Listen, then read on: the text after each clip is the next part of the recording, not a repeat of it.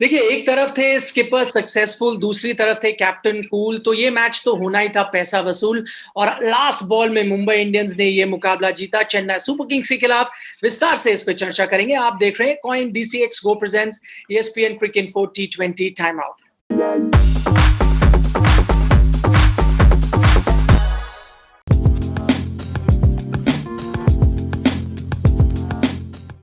तो हमारे साथ कार्यक्रम में जुड़ गए हैं संजय मांजरेकर। इससे पहले उनके पास जाऊं, कुछ आपको आंकड़े दे दूं जल्दी से कि 218 रन जो बनाए वो हाईएस्ट टोटल था किसी भी टीम का मुंबई इंडियंस के खिलाफ आईपीएल के इतिहास में। और फिर मुंबई इंडियंस ने इस टारगेट का सक्सेसफुली चेस किया, जो सेकेंड हाईएस्ट चेज है आईपीएल हिस्ट्री में। तो काफी कीर्तिमान बने हैं इस मैच पर। तो संजय से हम चर्चा अपनी शुरुआत करते हैं।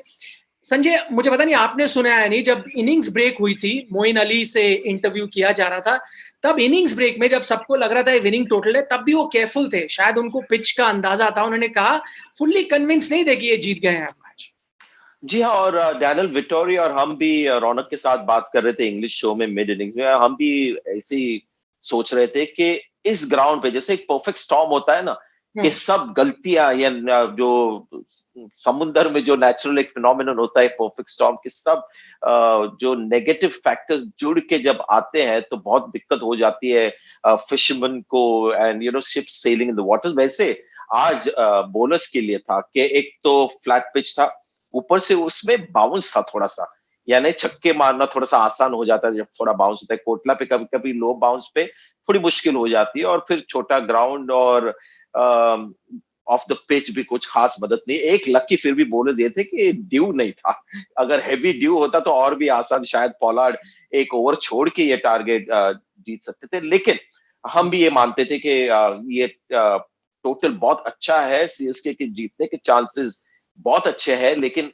गारंटी नहीं थी, क्योंकि मुंबई इंडियंस के पास इस तरह की बल्लेबाजी और ये गेम इस तरह के ग्राउंड पे खेला जा रहा था।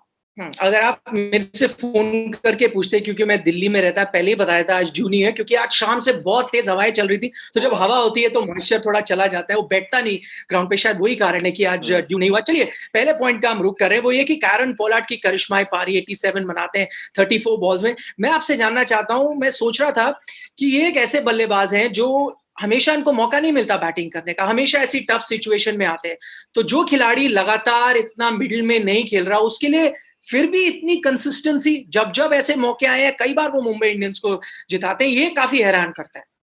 और इसीलिए शायद इतने एक T20 ग्रेड जैसे माने जाते हैं, हर प्राइवेट लीग को चाहिए पोलार्ड। हाल ही में अखिला धनंजय को उन्होंने 6 छक्के मारे थे एक ओवर में, तो ये इनकी खासियत है, ये एक नेचुरल एबिलिटी है। कभी कभी फेल हो जाते हैं, बट जब फॉर्म पकड़ता है और जब उनका वो होता है ना, गर्म हो जाते बल्लेबाजी करते वक्त, तो फिर उनको रोकना बहुत मुश्किल हो जाता है।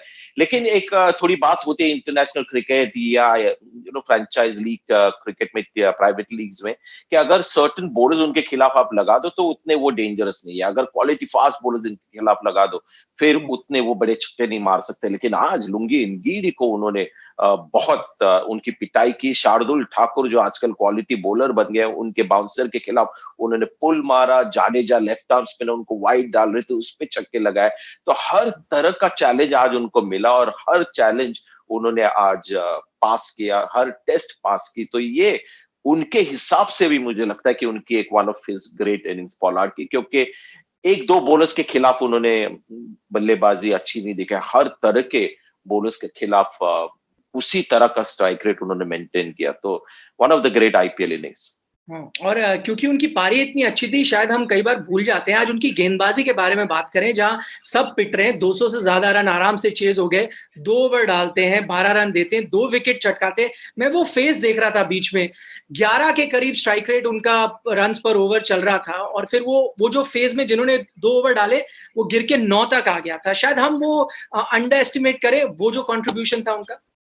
जी, हम बिल्कुल मैच को उन्होंने ऑलमोस्ट टर्न किया था। फिर अंबटी रायडू आए और उन्होंने फिर से सीएस को ट्रैक पे लाया, तो वो स्पेल बहुत ही इंपॉर्टेंट था। लेकिन अंबटी रायडू ने वो थोड़ी मुंबई इंडियंस की पार्टी खराब कर दी। मुझे लग रहा था कि एक और ओवर उनको मिलना चाहिए था, क्योंकि इनके पास आज दिग्गज कोई फास्ट बॉलर नहीं था। धवल कुलकर्णी हमेशा एक गैम्बल रहने वाले थे, लेकिन रोहित शर्मा ने सोचा होगा कि इनको आज मैं बैक करूंगा, क्योंकि पोलार्ड का एक ओवर और डालना बिल्कुल बनता था, क्योंकि जो जो बॉलर ने पेस निकाली है, कम पेस से डाली है, उनको सबसे कम मार पड़ गई। इसलिए लुंगी एनगिडी जो सबसे तेज बॉलर है, उनको सबसे ज्यादा मार पड़ी है। बुमराह को आज मार पड़ी, ट्रेंट बोल्ट को। सो पोलार्ड को एक ओवर तो जरूर बनता था आज, और एक ओवर। इस बीच क्या पता हम ये बात कर रहे होते कि चेन्नई जीत गई, अगर वो कैच ले लिया जाता। 70 पे थे पोलार्ड, 18वां ओवर था, शायद तब भी 32 रन चाहिए थे, तब वो कैच ले लेते तो शायद खत्म था मैच। सीएसके के बारे में हम बात कर रहे होते अब। शायद सीएसके के चांसेस बहुत बेहतर होते, क्योंकि एक इन फॉर्म पावर हिटर था। पावर हिटर्स अभी भी थे, हार्दिक पांड्या भी थे तो वहां पर, और जिमी नीशम शायद वो टाइम पे अंदर आए थे, पता नहीं, लेकिन थोड़ी बहुत बैटिंग थी। लेकिन लगता है कि शायद काम आसान हो जाता, लेकिन जब तक हार्दिक पांड्या थे, और हार्दिक पांड्या आउट हुए अंत में, लेकिन वो भी चलने लगे थे, तो अगर पोलार्ड नहीं तो हार्दिक पांड्या, ये खासियत है मुंबई इंडियंस की कि अगर 200 का टारगेट चेस करना है तो इस आईपीएल में कौन सी टीम आप सिलेक्ट करेंगे ये काम करने के लिए, तो वो मुंबई इंडियंस है। हाँ, इस बीच सीएसके हार गया हो, लेकिन आपको पता है ईएसपीएन क्रिक इन्फो पे ना हम हर अच्छे परफॉर्मर के बारे में बात करते हैं, चाहे टीम जीती हो या हारी। तो यहाँ पर सैम करन की बात करें, एक तो वो 17th ओवर 2 रन देते हैं, उसके बाद जब 19th ओवर भी डालते हैं, ठीक है 2 छक्के पड़ गए, इतना अहम विकेट निकालते हैं, उनकी कंट्रीब्यूशन के बारे में क्या किया? मुझे यही दुख होता है कि हम ईएसपीएन क्रिक इन्फो पे ज्यादा सैम करन की बात करते हैं और सीएसके उनको उतने मौके नहीं देते। आज शायद उनको पता चल गया होगा कि लुंगी एनगिडी भी थे और शार्दुल ठाकुर भी थे, लेकिन सैम करन अंडर प्रेशर और सामने पोलार्ड और इस तरह की गेंदबाजी करना, और उनको हमेशा कठिन ओवर्स मिल जाते हैं। दीपक चहर अपना पहले 4 ओवर खत्म कर जाते हैं, और ये एक शायद धोनी देखेंगे, एक शायद रणनीति में अगर बदल हो सके, क्योंकि वो चहर को एक बहुत ही अच्छा डील देते कि 4 ओवर उनसे कराते पहले, और फिर बाद में शार्दुल ठाकुर, करन और लुंगी एनगिडी थे। और अगर एक बॉलर को मार पड़ गई तो उनको चॉइस नहीं रहता किसी और सीमर के पास जाए, क्योंकि उन्होंने चहर को खत्म कर दिया। मैंने दीपक चहर को देखा है पुराने बॉल से डालते हुए, अगर उनका एक ओवर वो रखे रिजर्व में, 3 ओवर्स अगर अच्छे डाले हैं, तो फिर लुंगी एनगिडी या करन या शार्दुल ठाकुर की रात ना हो, अगर बहुत मार पड़ रही तो एक ऑप्शन मिल जाता है। और आज अगर चहर का एक ओवर होता, आपने देखा लुंगी एनगिडी बिल्कुल पैनिक कर गए थे। शायद चहर जो इंडिया में बहुत ज्यादा बॉलिंग करते हैं, बहुत मुझे लगता है कि एक सीजन बॉलर है, उनका एक ओवर अगर होता तो शायद नतीजा अलग हो सकता। इन हाइंडसाइड आपको लगता है धोनी इस बारे में सोचेंगे? इसके बारे में हमने मैच से पहले भी चर्चा की थी इमरान ताहिर को लेकर, क्योंकि अमित मिश्रा ने कमाल की गेंदबाजी की थी मुंबई के खिलाफ। माना कि ग्राउंड छोटा है, लेकिन मैं दूसरे चेहर की बात कर रहा हूँ, राहुल चेहर की। उन्होंने शानदार गेंदबाजी करी आज, तो उसके ध्यान में रखते हुए अगर शायद लुंगी एनगिडी की जगह खेल रहे थे इमरान ताहिर, 3 तेज गेंदबाज तो थे उनके पास वैसे फिर भी। देखिए, आज जिन्होंने पिच देखा, उन्होंने देखा कि पिच में थोड़ी सी घास है, ठोस भी था, तो लगा पेस बाउंस है, तो लुंगी एनगिडी को लेना है या इमरान ताहिर को, तो इसमें उनको बहुत मुश्किल हुआ होगा कि लुंगी एनगिडी को बाहर रखे, क्योंकि 2 मैचेस अब तक खेले, शायद 5 विकेट्स उन्होंने लिए, और इनके लिए परफेक्ट आज पिच था।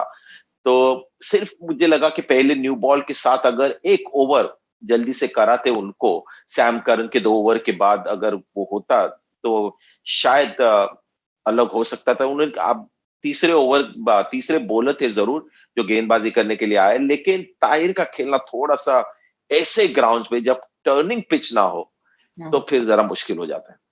इस बीच सैम करन ने तो अच्छी बल्लेबाजी करी और गेंदबाजी करी, माफ कीजिएगा, लेकिन बल्लेबाजी के बारे में बात करें तो अंबटी रायडू, उनकी पारी, पूरा जो मेहनत करी वो उस पर पानी सा फिर गया, जिस स्ट्राइक रेट के साथ आज वो बैटिंग कर रहे थे।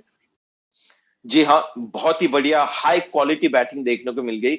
मोइन अली ने शुरुआत की, फाफ डुप्लेसी ने उनके पहले थोड़ा सा एक आक्रामक रवैया अपनाया था, लेकिन देखा कि मोइन अली बहुत अच्छे फॉर्म में थे, थोड़ा सा सेकंड फिडल हो गया, फिर वापस वो भी अग्रेसिव हो गया, और अंत में अंबटी रायडू ने बहुत ही अपनी आईपीएल की वन ऑफ हिज बेस्ट पारी, और बुमराह को मारते हुए मैंने अंबटी रायडू को पहले भी देखा है। अगर आपको याद हो, पहला गेम यूएई में जसप्रीत बुमराह को उन्होंने काफी उनकी पिटाई की थी, और आज भी वही देखने को मिल गया। तो ये प्लेयर, हम कह रहे थे कि रस्टीनेस एक प्रॉब्लम हो सकता है, लेकिन सुरेश रैना, धोनी और अंबटी रायडू में सबसे कम रस्टी अंबटी रायडू लग रहे थे। बहुत ही शानदार इनिंग्स थी, और उसके वजह से वो स्कोर सीएसके कर पाए, क्योंकि बीच में मैच बिल्कुल बदल गया था।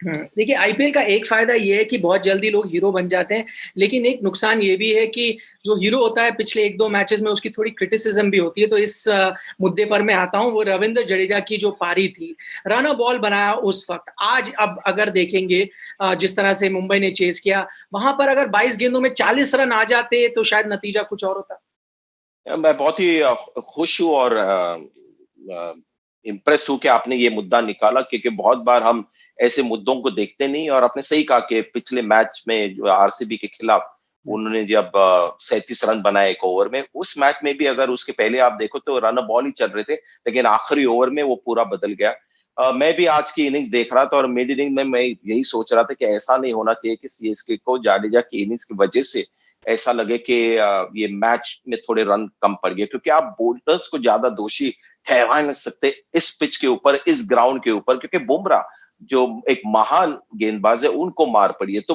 बल्लेबाजों से कितना कुछ आप निकाल सकते हैं।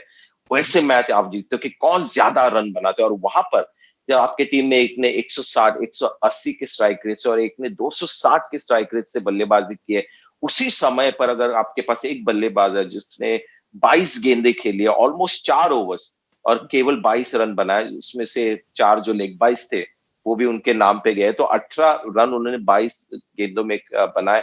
ये मुझे लगता है कि सीएसके को देखना होगा। मुझे पता है एक मैच में बहुत अच्छा खेले, लेकिन मैं जो जाडेजा अभी देख रहा हूँ निखिल, मैं महसूस कर रहा हूँ कि थोड़ा सा नॉट आउट रहने की उनका प्रयास काफी चल रहा है। और मैं देख रहा था 6 इनिंग्स में 5 बार इस टाइम वो नॉट आउट रहे इस आईपीएल में। और बहुत से ये इनिंग्स है पहले बल्लेबाजी करते हुए ये नॉट आउट्स है, तो सीएसके को ये देखना होगा कि ऐसा ना हो कि यही रवैया किसी अल्टीमेट या बड़े गेम में उनको हॉन्ट ना करे। तो आज तो सीएसके ने 218 रन बनाए, फिर भी मुकाबला हार गए, लेकिन शायद इसका इल्म उनको पहले से होगा क्योंकि पहले बैटिंग करके मुंबई को आखिरी बार उन्होंने 2013 में हराया था। तो आज भी पहले बैटिंग करी थी, आसान नहीं है, मुंबई की टीम अक्सर चेस कर जाती है। संजय बहुत-बहुत शुक्रिया हमारे साथ चर्चा थैंक करने के लिए। इस बीच आपको याद दिला दें कि आप लाइव विवो आईपीएल देख सकते हैं डिज्नी प्लस हॉटस्टार पर। फिलहाल आप देख रहे थे CoinDCX go presents ESPN quick info T20 time out.